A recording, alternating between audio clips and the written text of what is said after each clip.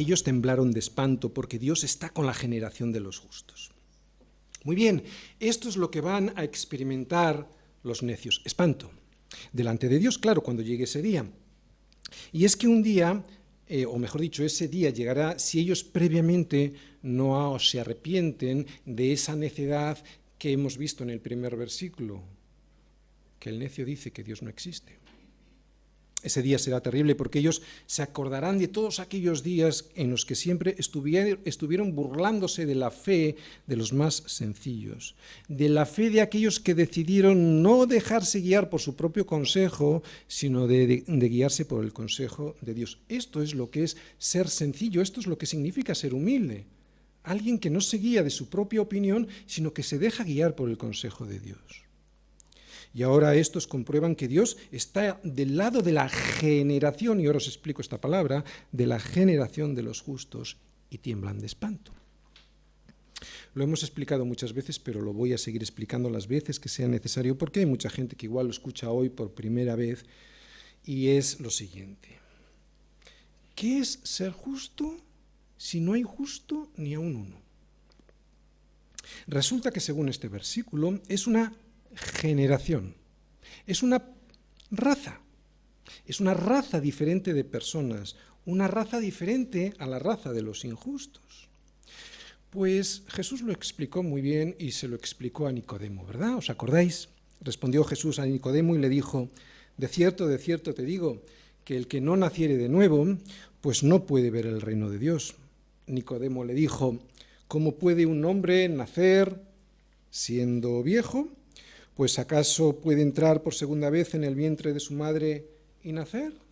Respondió Jesús, de cierto te digo, que el que no naciere de agua y de espíritu no puede entrar al reino de Dios. Lo que es nacido de la carne, carne es, y lo que es nacido del espíritu, espíritu es.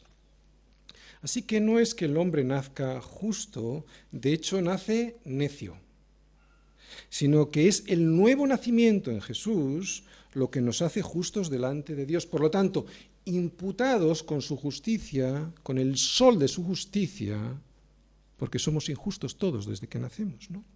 Con esa justicia del único que es justo. Y otra cosa para que tengamos confianza en Dios y que de alguna manera nos está diciendo este versículo 5.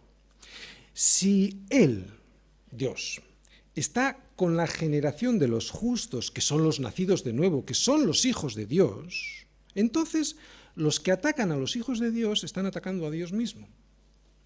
No estamos perdiendo la batalla, ¿no? Así que no pongamos cara como de que estamos perdiendo, que no estamos ganando, ¿no? Versículo 6. Del consejo del pobre se han burlado, pero el Señor es su esperanza. No hay Dios más tierno que el Dios de la Biblia. Siempre se está poniendo de parte del pobre. Y en este mundo no hay pobre más pobre que el pobre de espíritu. Porque solo el pobre de espíritu reconoce que no tiene nada y que todo lo que tiene no es suyo. Por eso el pobre de espíritu no confía en eso que supuestamente es o tiene, porque reconoce que no es suyo, sino que en quien confía es en su Señor, y es en Él donde deposita su esperanza. El rico confía en sus riquezas, el poderoso confía en su poder, el sabio confía en su sabiduría, pero para los pobres de espíritu su confianza está puesta en el Señor. Y esta esperanza que es Jesucristo es lo que el justo pues aconseja a los demás, que es lo que hacemos todos nosotros cuando hablamos a nuestros amigos del Señor, ¿no? Que depositen su confianza en Él. Pero la mayoría, en vez de hacer caso, lo que hacen es lo que dice este versículo, que del consejo del pobre se burlan. Al contemplar todo esto, Dios lo ve y lo observa desde el cielo. Pero el salmista, con su voz, clama a Dios y le dice lo siguiente, versículo 7. Oh, que de Sión saliera la salvación de Israel. Cuando el Señor hiciere volver a los cautivos de su pueblo, se gozará Jacob y se alegrará Israel. ¿De qué es de lo que está hablando David aquí? ¿De qué salvación está hablando el salmista? Pues de la salvación del pecado que lleva al hombre a la esclavitud. En este versículo vemos que el salmista declara que la salvación vendría de Sión, que era el lugar de la morada de Dios en la tierra. Por lo tanto, lo que está diciendo el salmista es que la salvación vendría de Dios mismo a través del Mesías, de Jesucristo. Así pues, este salmo también, en este versículo, apunta a Jesucristo. Aquí volvemos a ver a Jesucristo en los salmos. Aquí no está hablando de una liberación militar, de una liberación política, de una liberación religiosa en absoluto. Han existido muchos dictadores, muchos militares, muchos políticos, muchas religiones que han prometido liberación al hombre. Sin embargo, siempre son hombres los que prometen y uno se pregunta, oye, ¿y a ellos? ¿A ellos quién los libra? ¿No? Porque están sometidos ellos también a la misma corrupción que todos. La salvación no viene de nuestros gobernantes, la paz jamás vendrá de nuestros políticos ni de ningún hombre. La verdadera paz ha de salir de Sión, o sea, de Dios mismo. En este versículo comprobamos una cosa muy interesante si os fijáis entre líneas. ¿Hasta qué punto el justo se encuentra incómodo en un ambiente de necios? Más que incómodo, lo que se encuentra es pues amenazado. ¿Y amenazado por qué? Pues porque es un ambiente que le quiere arrastrar a él también a la esclavitud. Por eso vemos que anhela un redentor, un libertador que le saque de esa situación de constante ataque y peligro.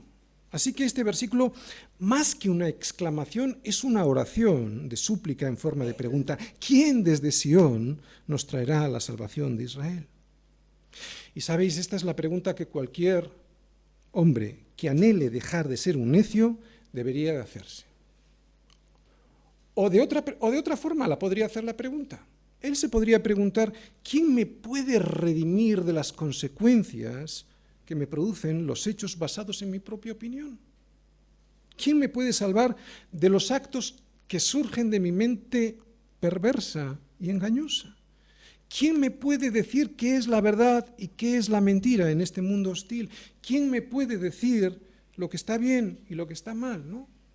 Un hombre que no es necio debería hacerse estas preguntas. ¿Quién me puede liberar de los ídolos que me rodean por todas partes y que me amenazan para hacerme de su religión, esclavo de su religión? Ídolos que son el dinero, la avaricia, el sexo ilícito, el consumismo, el rencor, el poder sobre las otras personas, etc. Ídolos que aunque no son de madera, ni de oro, ni de plata, ni de bronce, ni de mármol, me presionan para que me termine postrando ante ellos y así rendirles culto, honra y pleitesía.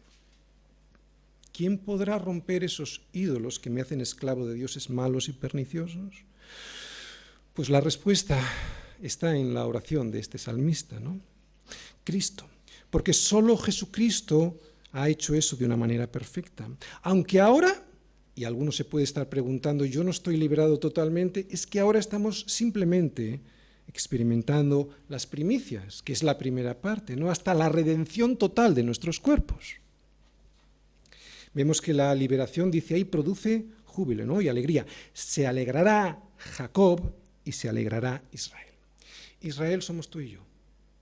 Eso es Israel, ¿no? Es decir, toda la descendencia de Jacob, porque Dios le prometió a Jacob lo mismo que también le había prometido a Abraham, que en él serían bendecidas todas las naciones para aquellos que por la fe le siguieran a Dios.